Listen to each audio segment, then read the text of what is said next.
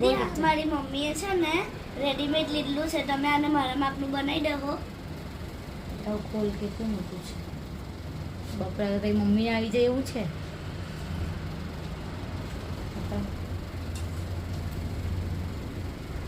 ક્યાં જઈને તારી મમ્મી દર વખતે સીવડાવે, આજે રેડીમેડ લઈ લીધું.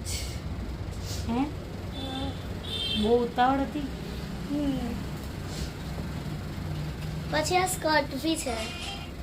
આની અરે સ્કર્ટ છે. હા, અને આ વેસ્ટ જો ને તારી વેસ્ટ જો એક બિલામ છે ના જો નાખ તો બોડીમાં.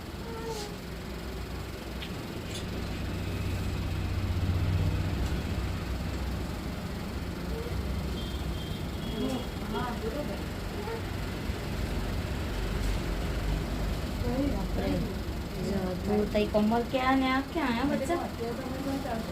જો આટલું બધું ફિટિંગ કરવું પડે ત્યારે આ છોકરીનું વેસ્ટ ફિટ થશે. બીજું બોડી પર આ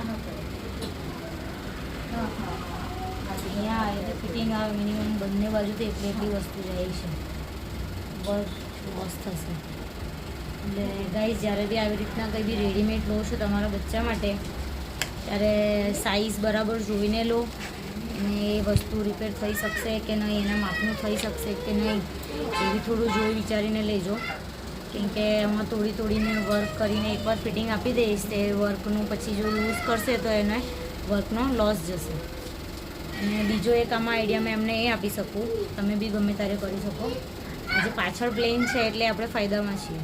પાછળ પ્લેન છે તો અહીંયાથી વસ્તુ આખી કાપી નાખવાની, અહીંયાથી આ ને અહીંયાથી આ, ને પાછળ પછી હું ઝિગઝેગ બનાવી શકું, એટલે એના બોડી પ્રમાણે એને હું ફિટ કરી શકું. એવી રીતની એક આઈડિયા મેં એની ઉપર ટ્રાય કરી જોઈશ, પછી જોઈએ છેલ્લે શું લુક આવે છે.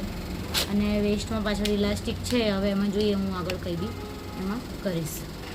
ચાલ બચ્ચું તારા માપનું કરી દઈશ. Okay okay.